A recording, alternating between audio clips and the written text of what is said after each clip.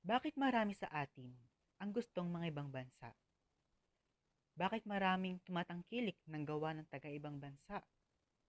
Bakit maraming nagsasubscribe sa Netflix or sa kung ano-ano pa? Dahil ang globalization is to describe the growing interdependence of the world economies, cultures, and populations brought about the cross-border trade in goods and services, technology, and flows of investment, people, and information. Dahil sa sobrang lawak ng globalization, nagkaroon ito ng iba't ibang aspect o aspeto, katulad na ng limang sumusunod ng mga aspect of globalization. So, yung napunta po sa amin is globalization in terms of hospitality. Tourism also depends on land as factor of production to provide attraction and are the basis of nature-based tourism. So, ngayon nga po, kumbaga parang sa panahon natin ngayon, kumbaga mas nahihilig ang ibang tao or mas nawiwili ang karamihan sa mga tao na mag-travel sa iba't ibang sulok ng mundo, sa iba't ibang bansa. So, para it is important to adapt to different cultures to keep the satisfaction of the guest. Benefits and risks of globalization challenges for developing countries. So, ayun nga po, sa panahon ngayon, parang kumbaga parang mas advanced ang technology ngayon. Kumbaga mas nakaka-attract sa isang guest ang isang lugar or facility na kapag mas mas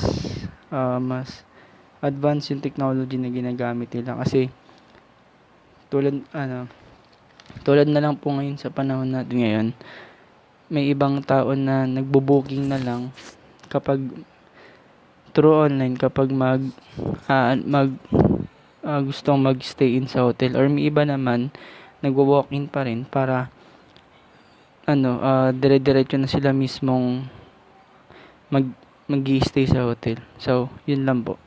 Globalization in hospitality industry. The term globalization refers to a trend towards more integrated global economic system, focusing on the hospitality industry, in particular the impact of globalization have had far-reaching consequences which have been both positive and negative.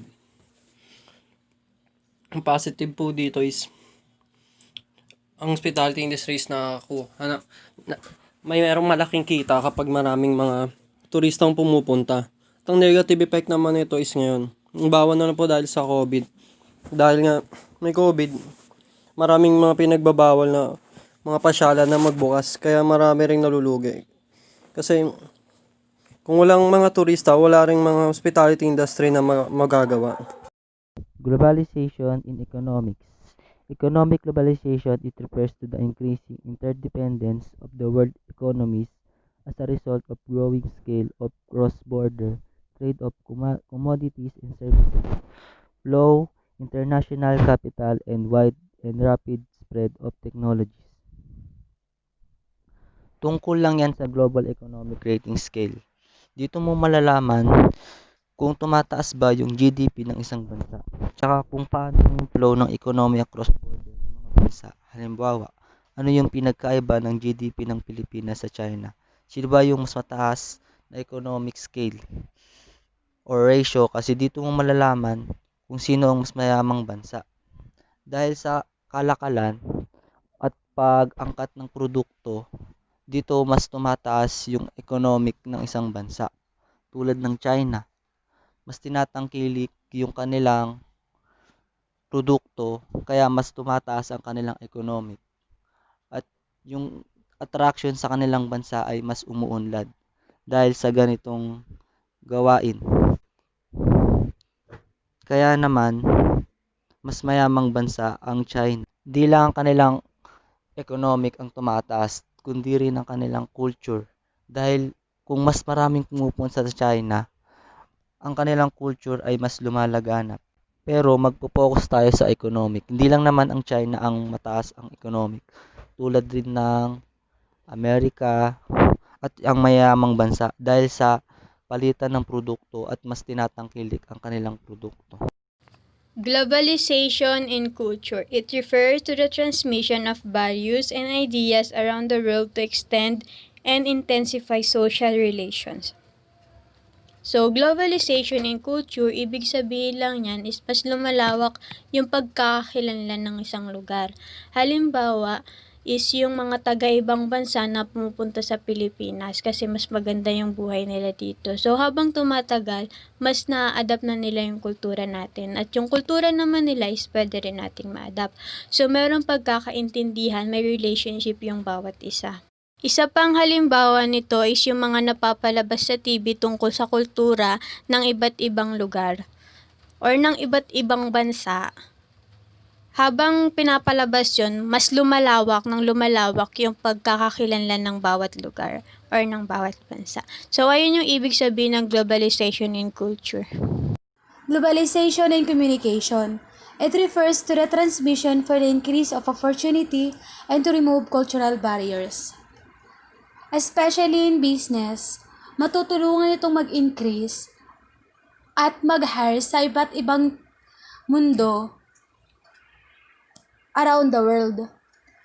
So, ito din, makakatulong din sa paghanap o paghikayat ng mga tao or future customers.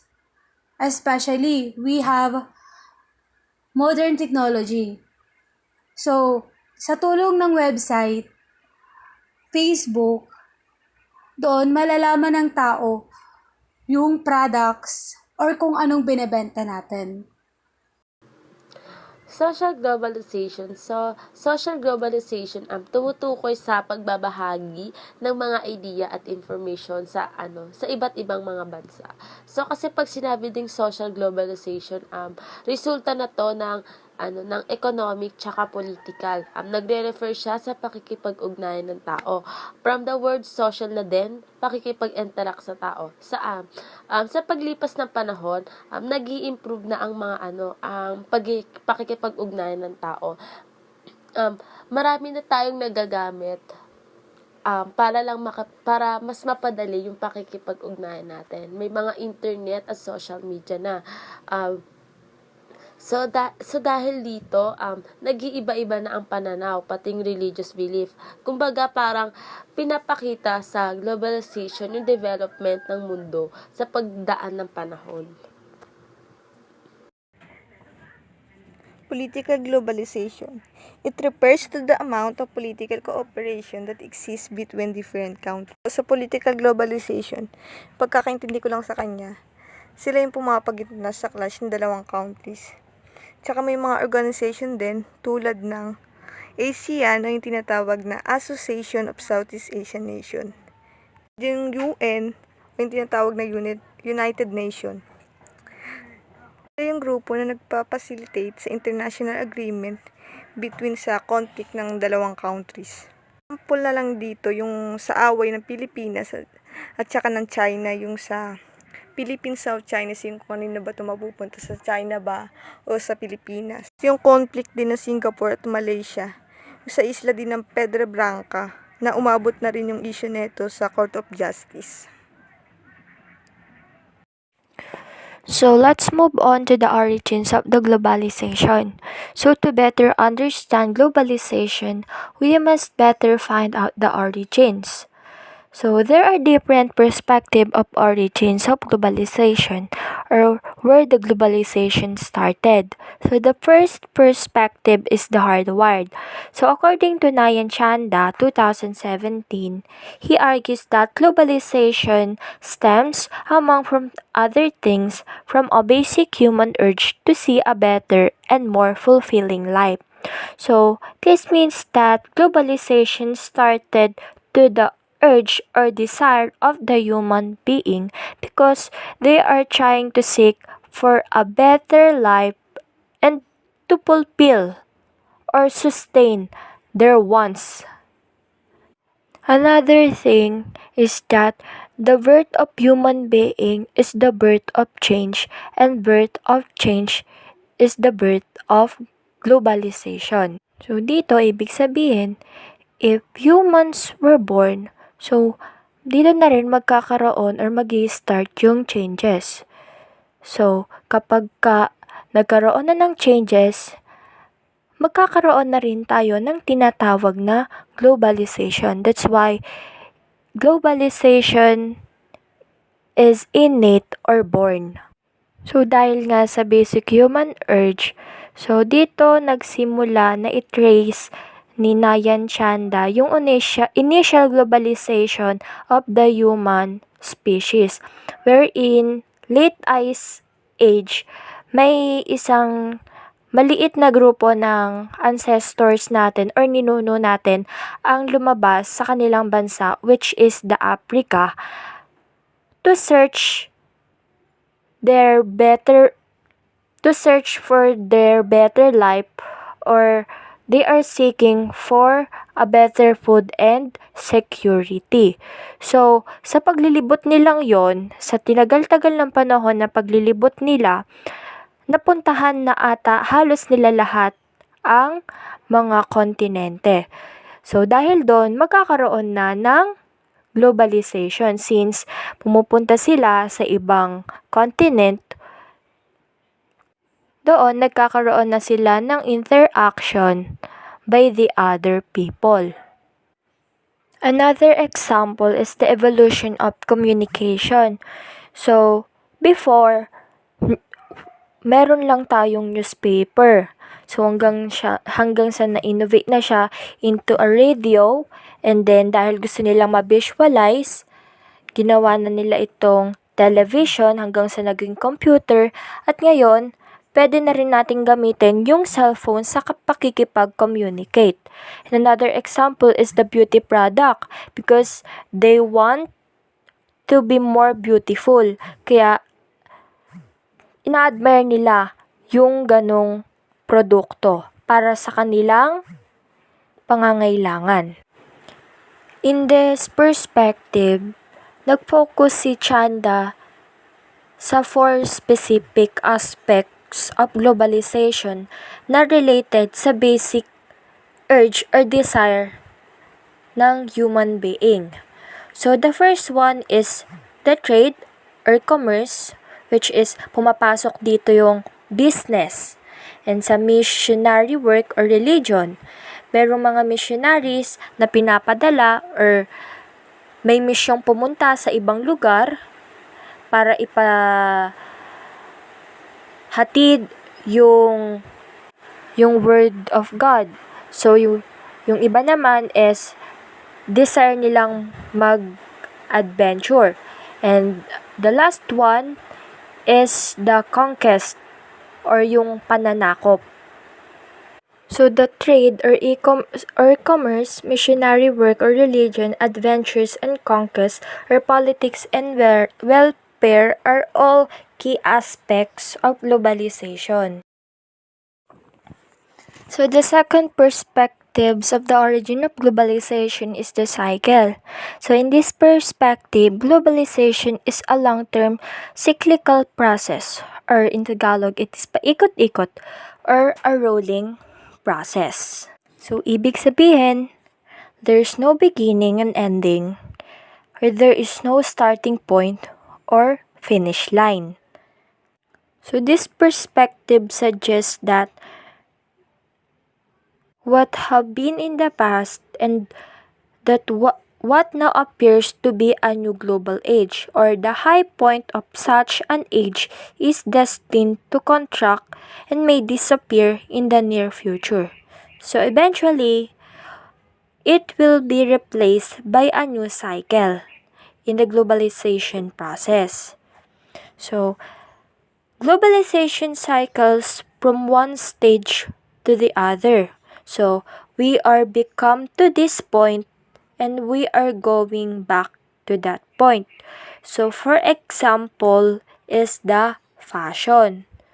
So, yung past fashion natin is nag-a-appear na ngayon or in the present times. At pwede rin itong fashion na ito is mag-disappear ulit in the near future at muling babalik ulit yung passion na yon. So, meaning, it's a cycle and there is no beginning or there is no such point and finish line. The third perspective on how the globalization started, epochs, is a certain period of time that has brought significant changes to the world. Sinasabi dito na in every changes of certain period of time, meron ding nangyayaring changes sa mundo. Doon nagkakaroon ng globalization. One of example nun ay spread of religion. Ano ba pag sinabi nating religion? Pag sinabi nating religion, it's about beliefs and worship, especially in God or gods. Then, sa colonization naman, masasabi natin na ito ay migration. Kasi sinasabi sa colonization, it describes the movement of the people to another place, from one place to another, para sa settlement, para mag-establish sila for the settlement. So, sinasabi dito sa spread of religion, nagkakaroon ng mga religious activities. Sa colonization din, nagmo-move sila papunta sa ibang lugar. So, may makakasama silang ibang tao, may makakasalumuha sila. Doon mag start ng globalization. Sa spread of religion din, marami sila nakakasalumuha na tao because of religious activities. Kaya doon mag start ng globalization. Yung pangatlong example naman is war. Pang-apat is post-war. Pag sinabi nating war, intense fight between sa mga militar, sa tao. So pag sinabi naman natin na war, tsaka sa post-war, nagkakaroon ng pakikisalumuha. Hindi lang ng militar, hindi lang ng nasa battle. Pag sinabi mo kasing war, involved dito yung buong mundo. Pag war, merong involvement of the world. So, kahit mga civilian apektado, hindi lang militar, hindi lang yung nasa battle, yung nagkakaroon ng pakikisalamuha sa mga tao. Pati yung mga civilian, buong mundo, involved dito sa war. Kaya nagkakaroon ng pakikisalamuha. Kaya nagkakaroon ng globalization. The fourth perspective on where globalization started is events. Events, it is a specific changes or events considered as part of the origin of globalization to give us a good sense of its history. Sinasabi naman dito, specific changes or events. Sinasabi dito na yung mga specific changes daw, considered siya as part of origin of globalization. Kasi, in every changes nga, nagkakaroon ng globalization, nagkakaroon ng pakikisalamuha sa ibang tao. Ang sinasabi dito, sinabi ko sa epochs, changes din siya to the world. Pagdating naman dito sa event, changes din siya. Ano nga bang pinagkaiba ng epochs at ng events? Parehas lang naman siya na changes. Pag sinabi natin ng epochs, changes siya in certain period of time. Pero pag sinabi natin event, changes siya, pero specific. Specific changes or events. Here are some example. Example number 1, the rise and spread of Christianity in the centuries after the fall of the Roman Empire. Ano ba yung Christianity? Religion siya. It's all about religion. Ayan yung specific event ng example ko kanina sa epochs na spread of religion. Sa epochs na example lang, spread of religion. Dito naman sa event, specific siya. Kaya, ito yung specific na event na nangyari. The rise and spread of Christianity in the centuries after the fall of the Roman Empire. Hindi lang pa siya basta spread of the religion. Specific siya, spread of Christianity. Second example is Roman conquest centuries before Christ were its origin. Yung example ko dito sa epochs is colonization. Example ko dito dyan sa events. Roman conquest. Ang nangyari kasi dito sa Roman conquest, yung nag-intervene sila, yung Rome, nag-intervene sila o sumama sila sa grupo sa side ng Masilya. So, sumama sila sa group ng Masilya para maprotektahan sila. Kasi nagkakaroon sila ng struggle sa tribes ng inherited. So, dun nga, nag-migrate sila sa Masilya. So, pag nag-migrate ka, nag-migrate ka or about colonization, may mga tao ka makakasalumuha. At doon magkakaroon ng start ng globalization. So, dito sa epoch, sinabi lang dito is colonization. Sa specific naman na example nun is about Roman conquest. Roman conquest centuries before Christ were its origin. Pangatong example is the rampage of the Genghis Khan into Eastern Europe in the 13th century. Yun ang example ko kasi dito sa epochs is war. Specific natin na events or changes is the rampage of the Genghis Khan into Eastern Europe in 13th century. Dito naman, may naganap na military battle. Rampage of army to ni Genghis Khan. Yun yung nangyari. Nagkaroon dito ng battle. Eastern Europe in 13th century. So, dun sa battle, nagkaroon ng war, merong involvement ng buong mundo, merong involvement ng globalization. Nag-start ang globalization. Ayan ang specific event ng war. The rampage of the Genghis Khan into Eastern Europe in 13th century. Hindi lang basta war. Specific nito is war ng Genghis Khan into Eastern Europe in 13th century. Last example natin is the emergence of the United States as the global power. Dito kasi sa epochs, ang example ko ay post-war. Pagdating ko naman dito, specific ng post-war is the emergence of the United States as the global power. Ano na to post-war na to. So, pag sinabi natin post-war, end of war. So, pag end of war, sinasabi din, nag-emerge ang United States as a global power. Bakit? Kasi, sinasabi dyan na United States daw ay mayroong maayos na gobyerno. Liberty, free yung ano nila. Meron silang mga maayos na natural resources, industries yung mga tao doon, hardworking population, meron silang hardworking population, tapos meron silang maayos or established na government pagdating sa mga principle ng liberty and equality. Kaya, syempre, after the war, sila yung naging global power. So, magkakaroon ng pakikisalamuha doon, pinangungunahan ng United States. So, magkakaroon doon ng start ng globalization. Again, yung example ko sa epochs, about post-war lang siya. Specific ng post-war natin is yung the emergence of the United States as the global power. Brothers, more recent changes.